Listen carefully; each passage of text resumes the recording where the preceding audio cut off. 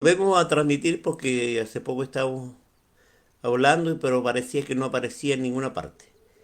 Ruego a mi hermano que si alguien me está viendo o escuchando, me avise, así yo poder comenzar el estudio.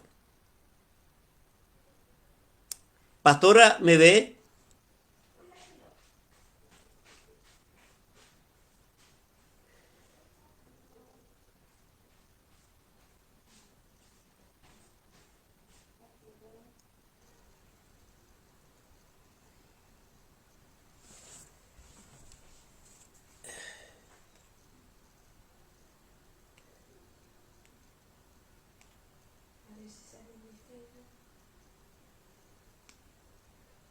No aparece.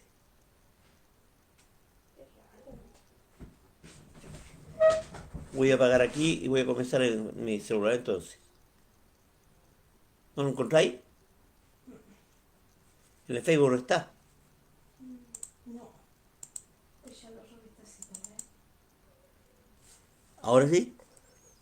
Ahora sí. Ah, faltaba algo. ¿Qué faltará? Un toque. ¿Ahora me estás viendo? Ahora sí. Listo. Ahora sí. Bien, amados, ahora sí, porque hemos tenido problemas técnicos para poder comenzar este mensaje y necesito que usted se comunique para mostrarme que me está viendo. Por favor, tenga la gentileza de enviarme un aviso si me está viendo para poder yo iniciar el estudio de hoy. Pastor, ¿me envió un aviso para ver si usted me está recibiendo? Sí, todavía no he recibido nada. Estoy publicando. Pero envíeme algo. Ya. ¿Se ve? Nada. ¿Algo que se vea? No.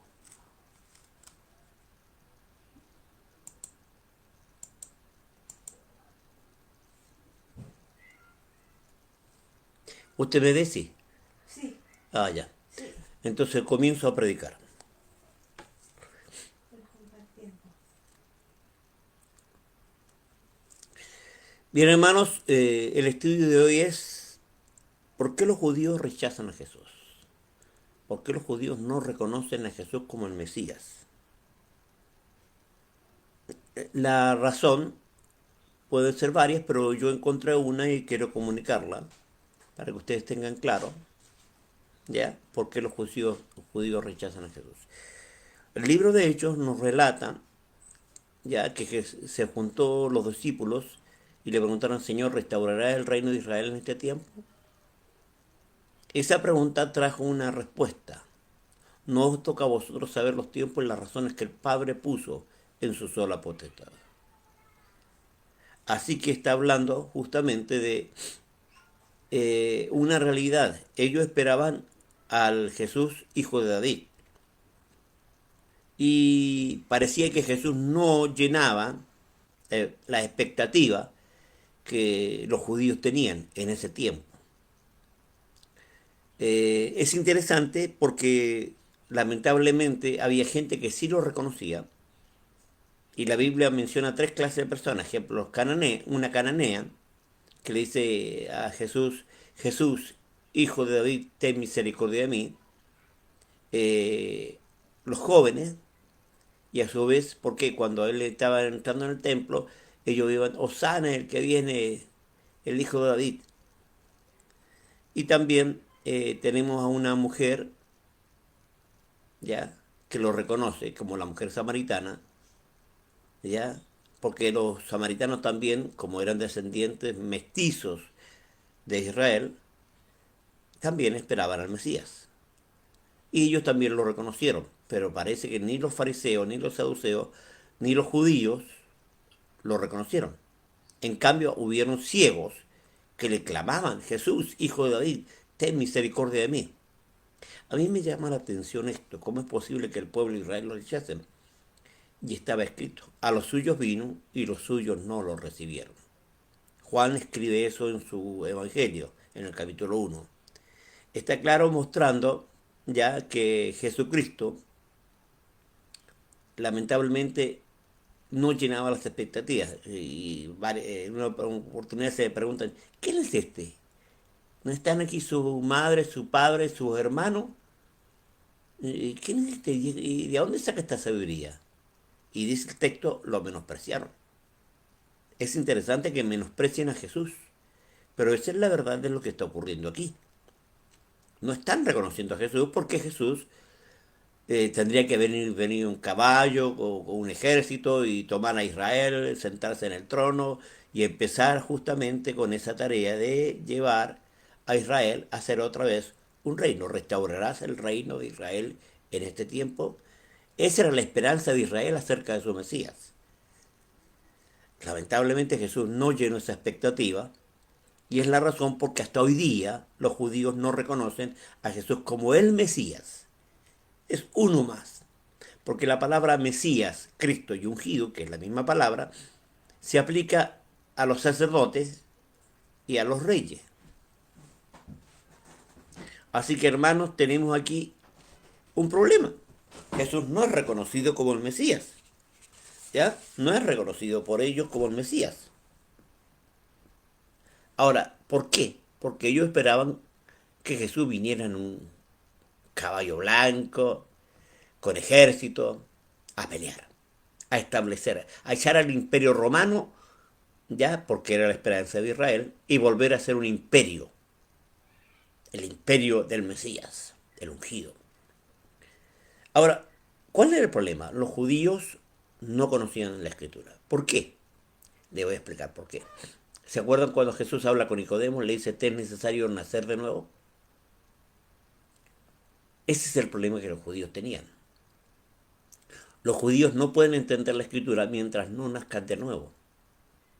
Pablo lo dice claramente en el capítulo 2 del libro de Primera de Corintios. El hombre natural no percibe las cosas que son del Espíritu porque no las puede entender, porque se han de entender espiritualmente.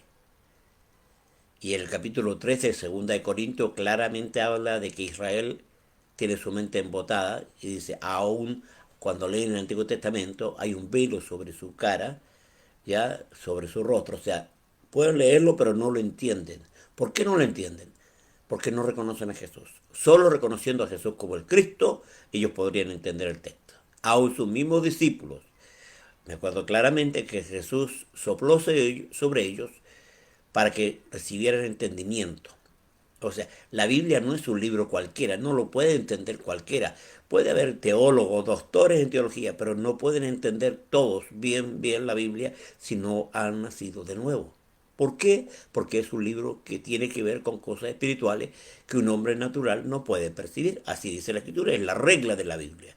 La regla de la Biblia es que no cualquiera puede interpretar correctamente la Biblia si no tiene vida espiritual en su vida, si no ha nacido de nuevo. Y aún más, aún si ha nacido de nuevo, requiere un tiempo para pasar de la leche a la vianda. Pablo claramente le habla a los corintios, diga beber leche y no vianda porque no eres capaces ni soy capaces todavía. Es el problema de entender la Biblia. Ellos pueden decir muchas cosas, los judíos tienen la costumbre de decir tanta barbarizada. Lamentablemente creen que están bien, pero están perdidos porque vendrá uno y los engañará. Ahora, ¿cuál es el problema? El problema es que el rey David, en su dinastía, llegó hasta Sedequías nada más. 400 años se sentó en el trono de Jehová, así dice 1 Corintios, ya capítulo 29, versículo 23, se sentó en el trono de Jehová. ¿Quién? Un judío. David y su descendencia se sentaron en el trono de Jehová. La Biblia claramente señala que Salomón se sentó en el trono de Jehová en lugar de su padre David. ¿Qué está diciendo la Escritura? Que el trono de Israel es el trono de toda la tierra.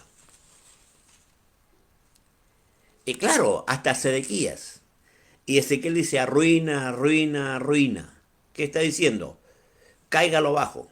El libro de Ezequiel claramente está señalando esa verdad. ¿Ya? A ver, voy a buscarlo aquí. Aquí está. Ezequiel capítulo 21, versículo 27. Dice, arruina, arruina, arruina.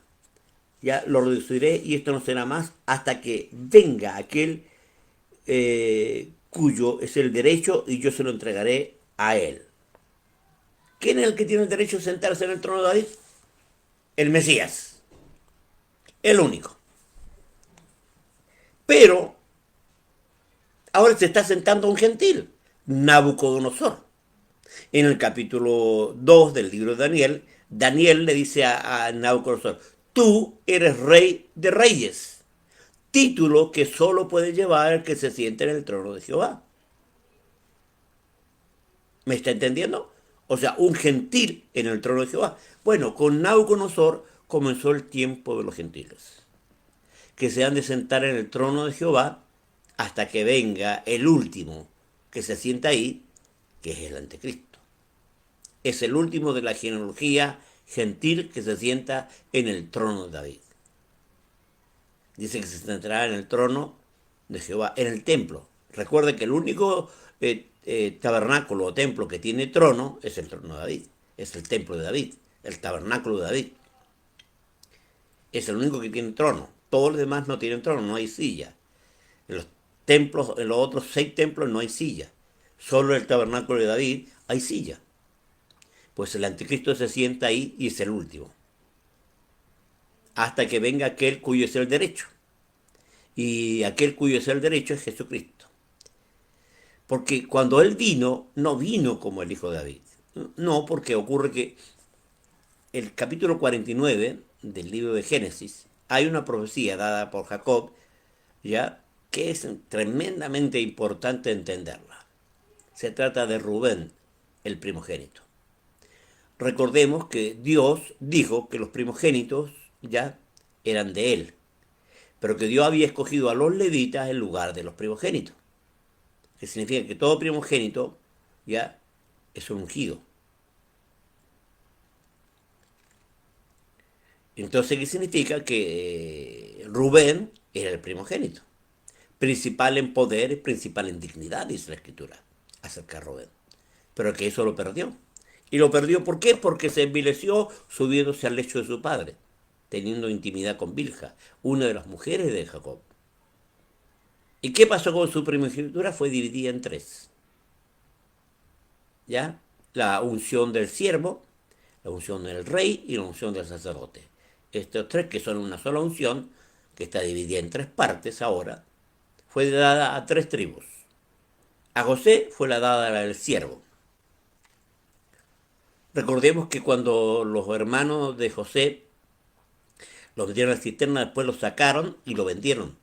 Y mataron ya un animal y mancharon con ellos las vestiduras de José y llevaron eso al padre de José, a Jacob.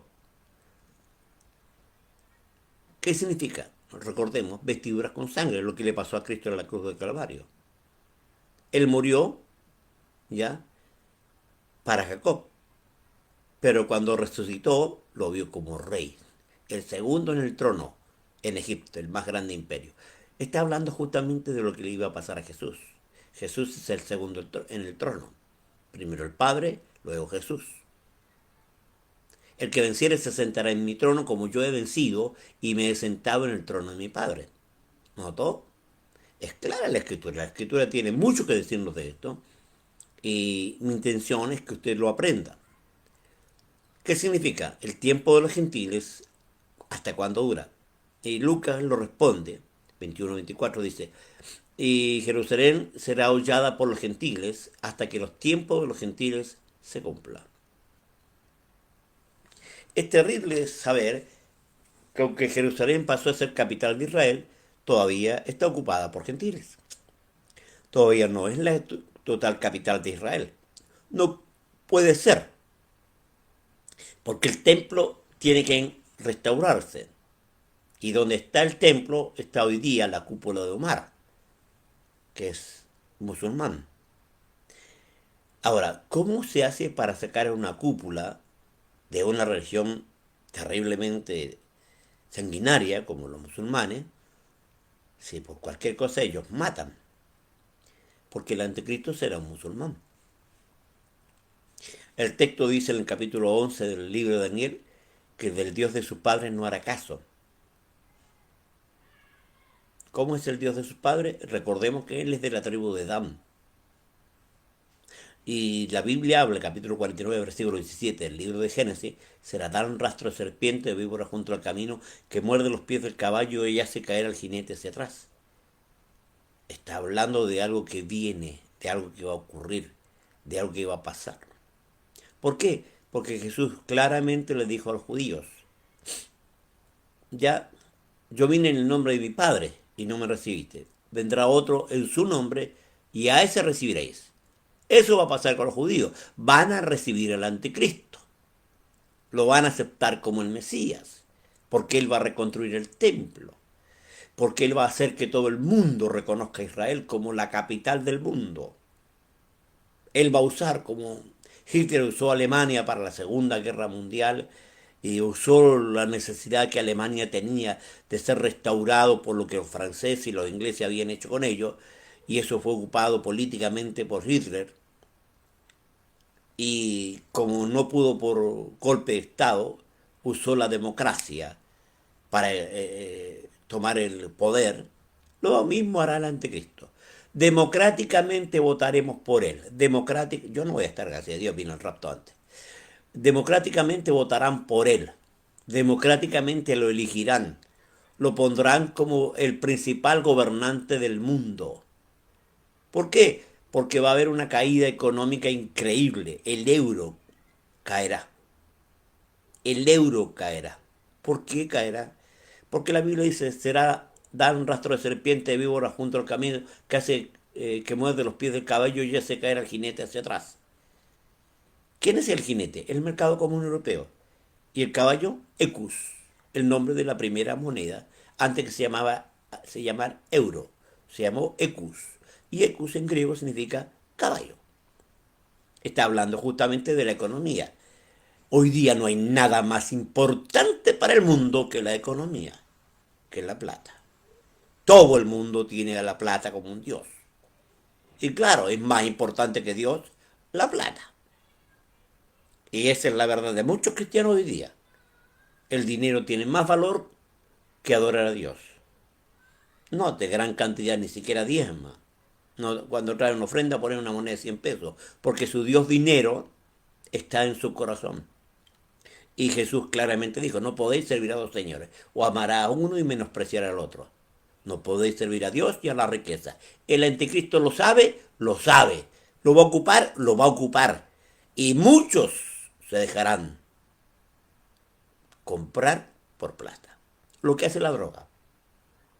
Compra políticos, compra gobernadores. La plata compra a cualquiera. Compra al cura, al pastor, al presidente, a los diputados, a los senadores, a la policía. Todo se compra con plata hoy día, hermanos. Y eso ya viene. La gente está interesada en la plata. La economía es lo más importante de las personas hoy día. Todos pelean por mejores sueldos, todos pelean por mejores estados económicos. La gente ya no se conforma con poco, siempre reclaman. Por ejemplo, los policlínicos ahora se paro porque quieren un bono.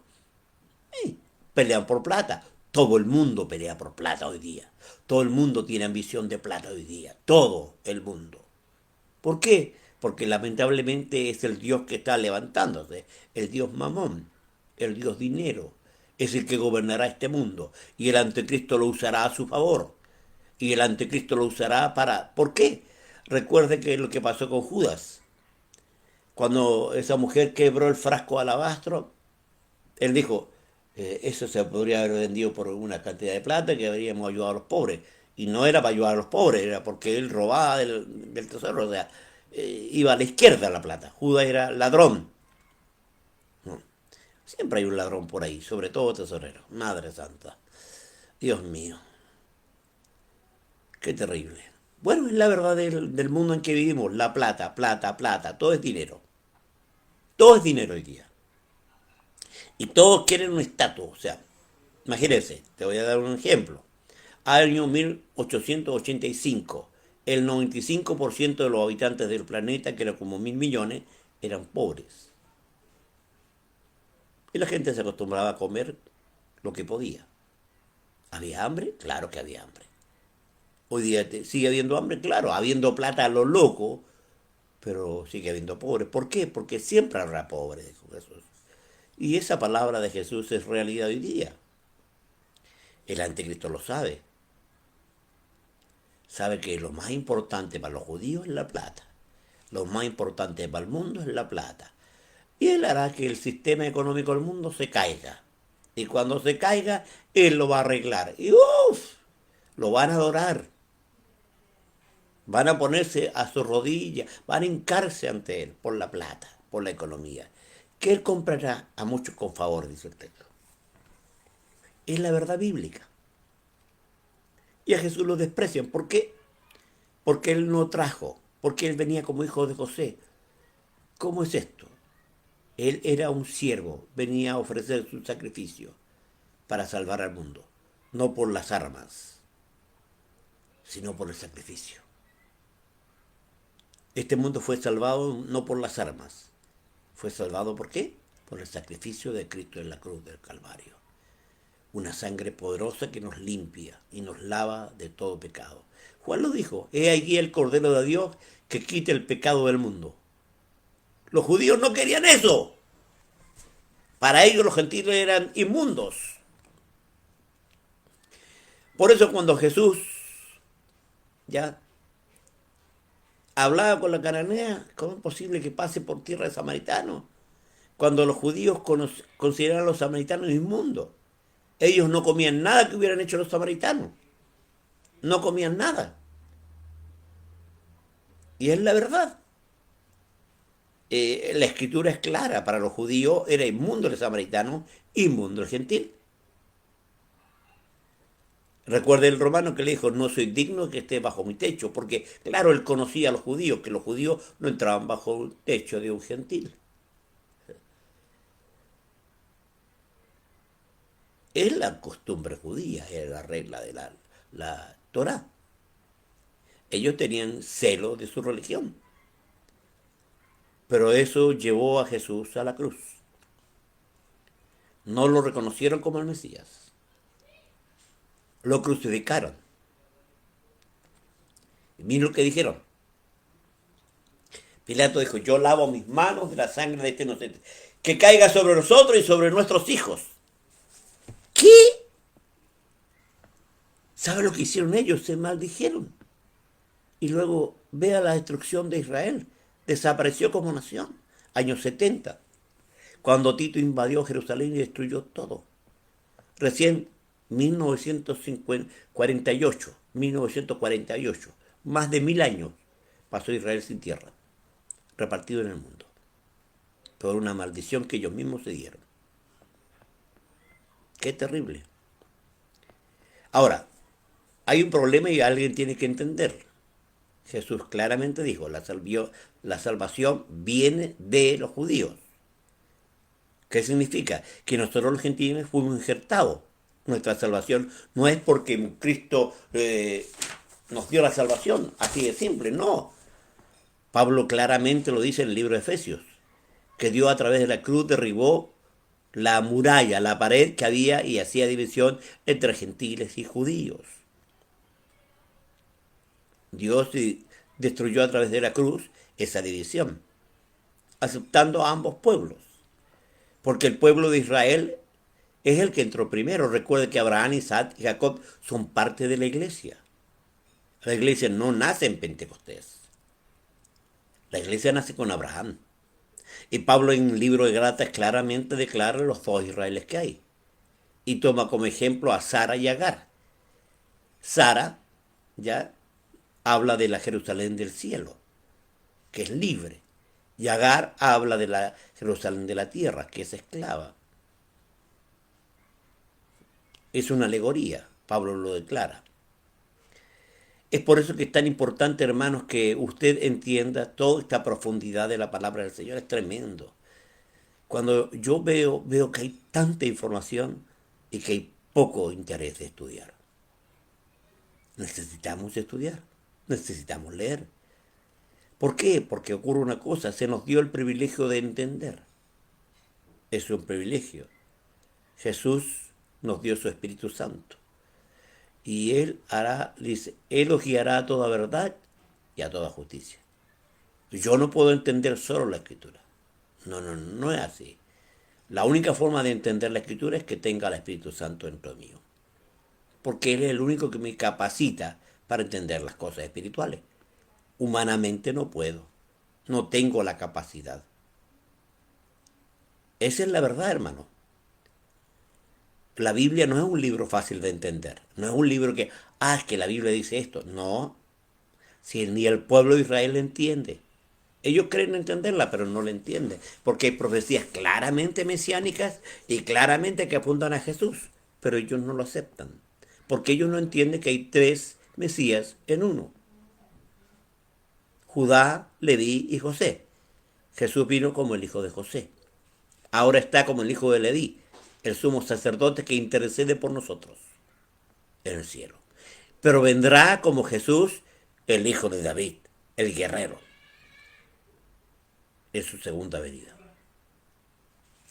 Y Zacarías dice claramente que estará en la casa de sus hermanos y le dirán, ¿dónde te hirieron? Fui herido en casa de mis amigos. Declarando claramente que Jesús vendrá e Israel reconocerá a Jesús como el Mesías. Pero hasta ese momento Israel está ciego. No podrán ver. Pablo claramente lo señala en el capítulo 9, 10 y 11 de Romanos. Que Israel fue endurecido en parte. Hasta que entre la plenitud de los gentiles. Y dice el texto, y luego todo Israel será salvo. Porque de ellos es la salvación. Les pertenece. Pablo claramente señala una lista grandísima de las cosas que son parte de la nación de Israel. Los patriarcas, el culto, ¿ya? Las promesas. Todo eso es parte de la nación de Israel. ¿Y qué pasa? La bendición está ahí. Israel tiene esa bendición. Pero los judíos recibirán al anticristo y lo aceptarán. Jesús, porque ellos están esperando todavía al Mesías. Todavía lo esperan, a pesar que ya vino. Porque lamentablemente su mente está embotada. La Biblia claramente señala que Israel no está entendiendo bien la Escritura. Su mente está embotada. Usted no va a poder hacer reaccionar a un israelita a no ser que acepte a Jesús como el Mesías. Cuando lo acepta como el Mesías, recién allí su mente se abre a las profecías bíblicas. Aún los gentiles, hermanos, nosotros como iglesia, tenemos mucha tradición católica, lamentablemente. Somos católicos en muchas de las cosas que hacemos. La religión católica nos impregnó de cuestiones que no son bíblicas. Y lamentablemente muchos evangélicos son católicos. Se llaman evangélicos, pero no son evangélicos. Son católicos. Ellos aceptan el día del Señor como el domingo. Eso es católico. Nosotros tenemos que entender que el día de reposo es el sábado, no el domingo. Jamás ha sido el domingo. Pero Pablo claramente en el capítulo 14, versículo 3 dice que el que guarda un día para el Señor guarda y el que no guarda un día para el Señor. ¿Qué significa? El sábado no es para nosotros, los gentiles. ¿Por qué? Porque el sábado le pertenece a Israel. Es la señal del pacto con ellos. Porque el pacto de Dios con Israel no ha terminado. No se ha acabado. Lamentablemente tenemos que decirlo, la iglesia hoy día es ignorante y ciega. Frente a todos los acontecimientos que están viniendo, la realidad que vivimos nos dice y nos grita que Cristo viene. Pero ¿qué pasa? La gente no lo ve. Porque el mismo Jesús dijo, a la hora que no penséis. ¿Qué significa? Que la visión del rapto de la segunda venida se borrará de la mente de la mayoría de cristianos. Y se borrará de la mente y ellos no esperarán a su Mesías. No le esperarán. ¿Por qué? Porque lamentablemente es lo que Jesús señaló. Jesús señaló claramente lo que iba a pasar con Israel. Israel no iba a entender nada ya de lo que ocurría y la iglesia también es ciega. Y habiéndose aumentado la maldad, el amor de muchos se enfriará. y el camino será blasfemado por causa de la maldad. Y hermano, escuche bien, quiero que entienda. Es lo que la Biblia señala. Nosotros vamos a tener que entender que el Evangelio será blasfemado. ¿Pero por qué? Por nosotros, por nuestra actitud, por nuestra indiferencia, por nuestra ceguera. Lamentablemente es la verdad. ¿Por qué? Porque tiene que cumplirse la palabra. Habrá apariencia de piedad, apariencia de temor de Dios, ¿no? Negará la eficacia de ella, dice la Escritura. Falsos profetas, o sea, lo que viene y lo que estamos viviendo es justamente la realidad que el Señor nos mostró.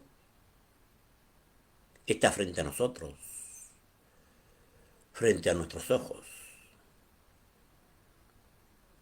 Y lamentablemente tenemos que entender que la Biblia es la verdad. Y ojalá pudiéramos estudiarla, aprender de ella, escudriñarla. Y ojalá pudiéramos entender que Cristo es Jesús. El Cristo es Jesús. El espíritu de la profecía es Cristo, el ungido. Aunque es un título, pero todos los Cristos, los hijos de José, los hijos de Leví y los hijos de Judá, todos los ungidos que ahí están, porque todos los reyes eran ungidos y todos los sacerdotes eran ungidos y la mayoría de profetas también eran ungidos.